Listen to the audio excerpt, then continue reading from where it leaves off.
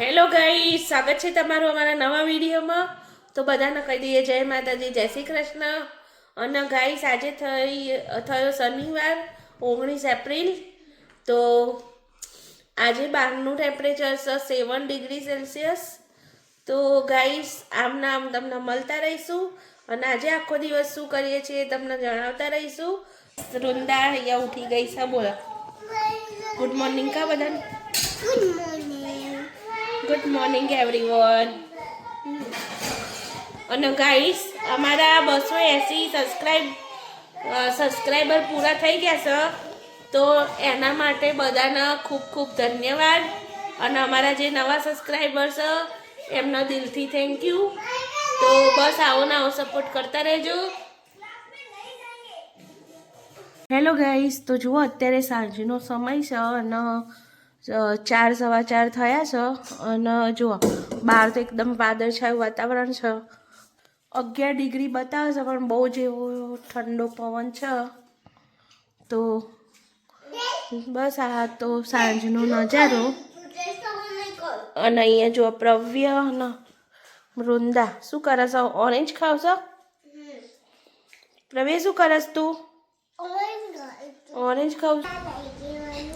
તો ગાઈસ કાનમાં દુખતું હતું બપોરે તો એટલે સૂઈ ગઈ હતી। પછી પ્રવ્યન પપ્પાએ છે ને કાનમાં નાખવા માટે લસણવાળું તેલ કર્યું હતું, પછી આપણે નાખ્યું હતું અને ઊંઘી ગયા હતા એટલે અત્યારે થોડું સારું લાગી રહ્યું છે। તો હવે આપણે જોઈએ હવે શું જમવાનું બનાવાય છે। તો ગાઈસ હવે વેકેશન તો પડી ગયું છે પણ વાતાવરણ જુઓ ને આવું ને આવું રહેશે એટલે વ્યવસ્થિત વાતાવરણ થાય તો ક્યાંક બહાર ફરવા જવાય છોકરાને લઈને। અધરવાઇઝ 10 દિવસ તો આમના આમ જ નીકળી જશે।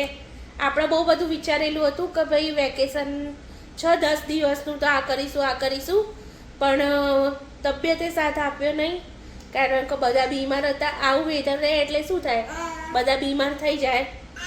તો જો આજે 11 ડિગ્રી ટેમ્પરેચર બતાવે છે પણ એટલું બધું ચીલ્ડ વાતાવરણ છે ને કે તમે બહાર જઈ ના શકો। આવા વાતાવરણમાં તમે બહાર જાઓ ને છોકરાઓને લઈને, એટલીસ્ટ તમે અહીંયા આગળ ગાર્ડનમાં જાઓ ને તો બીજા દિવસે તમારું છોકરું બીમાર જ થઈ જાય અને શરદી ઉધરસ તાવ ને આવું થઈ જાય એવું વાતાવરણ છે।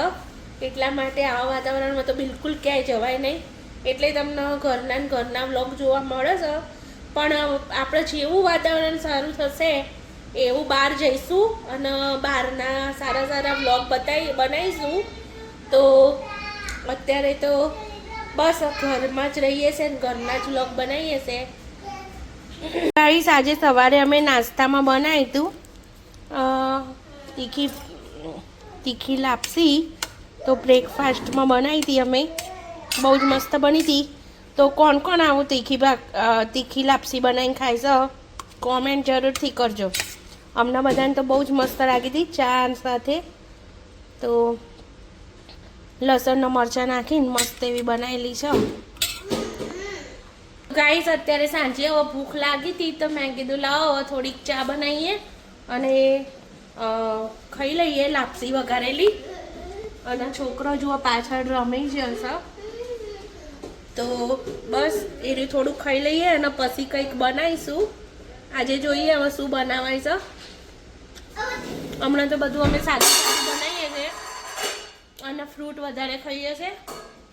તો હવે જોઈએ જે બનાવાય તો તમને મળતા રહીએ આવી રીતના। આપણી જોડે પડી છે પાલક અને પનીરે પડ્યું છે, તો આજે આપણે એમાંથી બનાવીશું પાલક પનીર।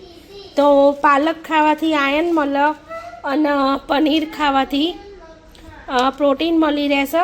તો આજે આપણે એવું હેલ્ધી પાલક પનીરનું શાક બનાવીશું, કારણ કે બહુ દિવસ થઈ ગયા છે સાદું ખાધું છે।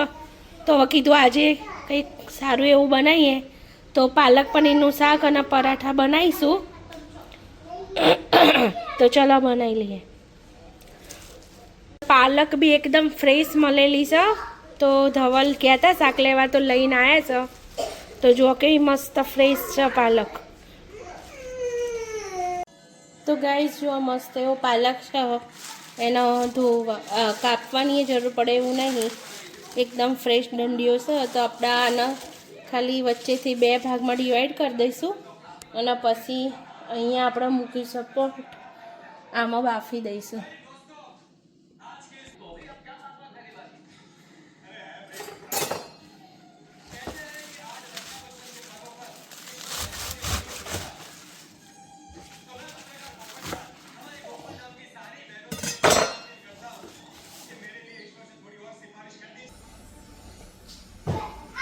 તો ગાઈસ હવે અહીંયા પાણી ઉકળવા લાગ્યું છે આપણું.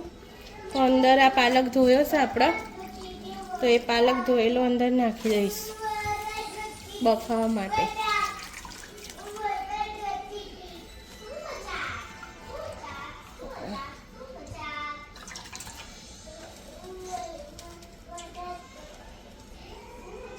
તો અહીંયા આગળ બાફવા મૂકી દીધો છે પાલક. અને અહીંયા જુઓ ડુંગળી ટામેટાં લઈ લીધા છે. તો ડુંગળીને આપણે ઝીણી ઝીણી ચોપ કરીશું અને ટામેટાની ગ્રેવી બનાવી લઈશું. અને લસણ આદુ મરચાંનો પેસ્ટ બનાવી લઈશું.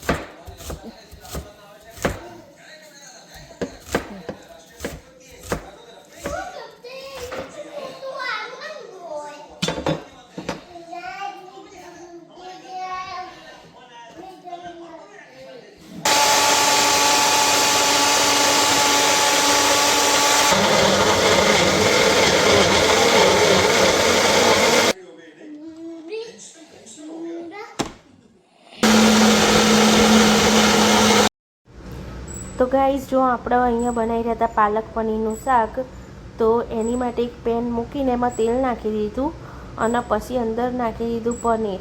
હવે આપણે પનીરને સારું એવું સાતળી લઈશું અને બહુ ગોલ્ડન બ્રાઉન તો નહીં કરીએ, બસ થોડું ઘણું બ્રાઉન થાય એટલે કાઢી લઈશું, જેથી પનીરનો કાચો સ્વાદ જતો રહે. અને પછી આપણે ફરીથી તેલ મૂકી દીધું એમાં જ, અને પછી અંદર નાખી દીધા બધા મસાલા જેમ કે જીરું, લવિંગ, તજ અને લાલ મરચાં. અને અંદર આપણે જે મસાલો પેસ્ટ બનાવીને રાખે તો લસણ આદુનો એ નાખી દીધો અને મસ્ત એવું સાંતળી લઈશું. અને સારું એવું ગોલ્ડન બ્રાઉન થાય એટલે અંદર નાખી દીધી ડુંગળી. તો હવે ડુંગળીને મસ્ત એવી આપણે સાંતળી લઈશું જ્યાં સુધી ક્રિસ્પી અને ગોલ્ડન ના થાય ત્યાં સુધી. જો ડુંગળી કાચી રહી જશે તો એનો સ્વાદ સારો શાકમાં નહીં લાગે, એટલા માટે ડુંગળીને સારી એવી સાંતળવું જરૂરી છે. તો જુઓ લસણ અને આદુ ડુંગળી અને આદુ ત્રણેય વસ્તુ મસ્ત એવું ક્રિસ્પી થઈ ગયું છે. પછી અંદર આપણે નાખી દઈએ ટામેટાની પ્યુરી. તો ટામેટાની પ્યુરી નાખીને હવે સરસ એવું હલાવી લેવાનું અને જ્યાં સુધી એમાંથી તેલ છૂટું ના પડે ત્યાં સુધી સાંતળવાની. તો જો અત્યારે હવે તેલ છૂટું પડતું હોય એવું લાગી રહ્યું છે, તો આપણે હવે અહીંયા બધા મસાલાનું બનાવીશું એક પેસ્ટ. લાલ મરચું, હળદર, ધાણા જીરું એનો આપણે એક પેસ્ટ બનાવી લીધો પાણી નાખીને.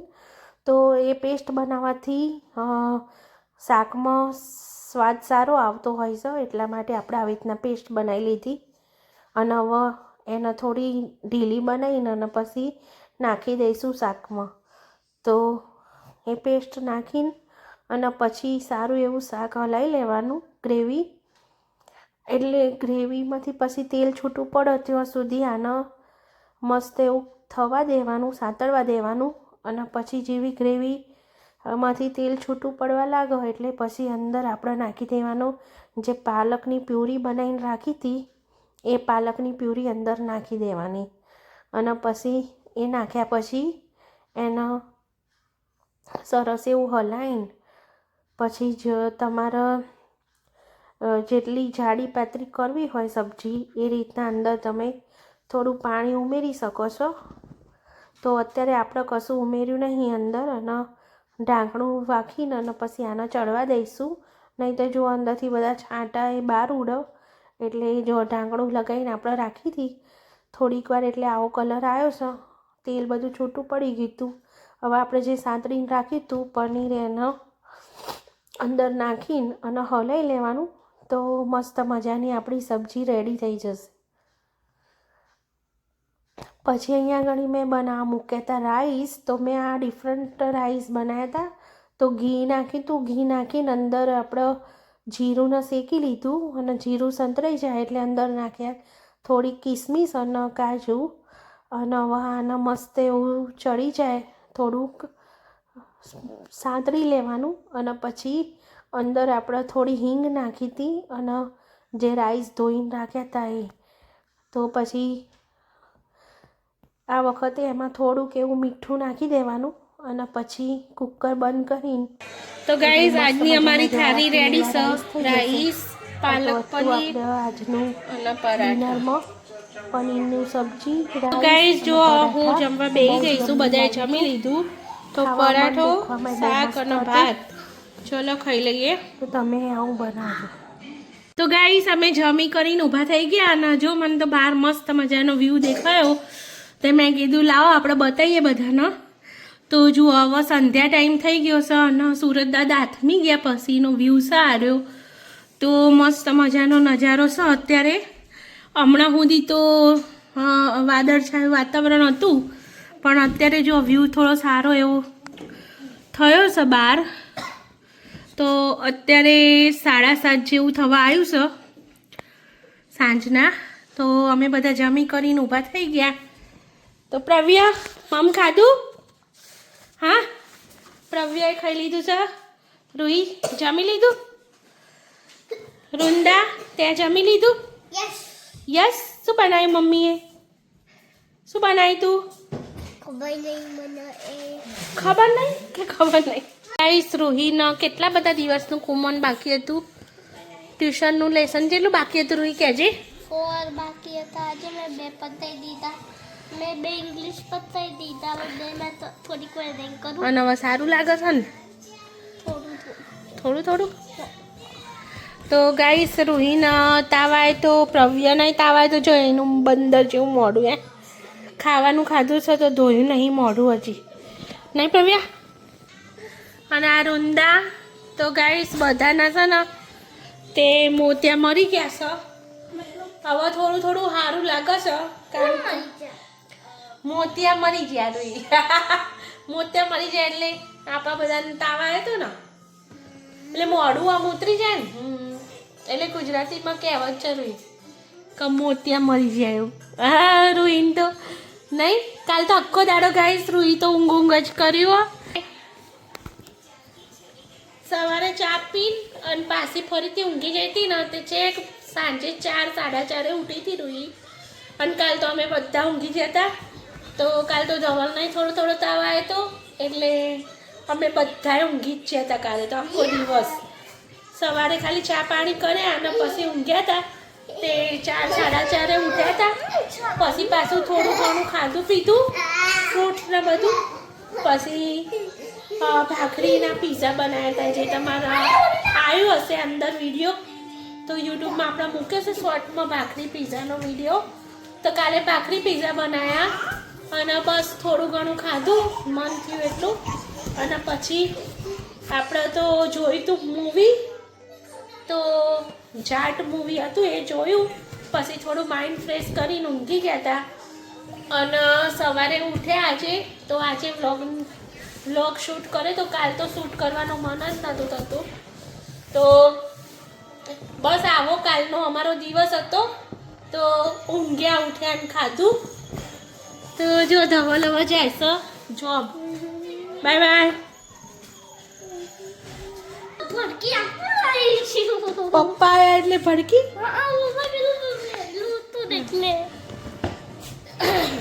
તો ગાઈસ બસ આવો આજ કાલનો દિવસ રહ્યો તો. અને બસ હવે થોડું ઘણું સારું હોય એવું લાગી રહ્યું છે. તો હવે કાલે રવિવાર થાય છે 5 days. તો કાલે અમે અમે કરીશું બળિયાદેવની બાધા નહીં. જો પ્રવ્ય ત્યાં રમશે. એક ગ્લાસ લઈ લો. ચલો કોને મૂક્યા છે તો ગ્લાસ ઉઠાવો. જો પ્રવ્ય છે ઉઠાઈ ગયો. જો એમ તો મારો દીકરો ડાયો થઈ ગયો છે. તો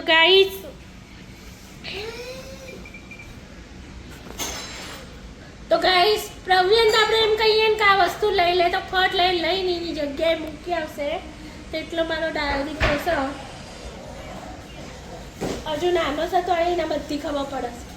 આવતો રે બેટા. નહીં માં છોકરો.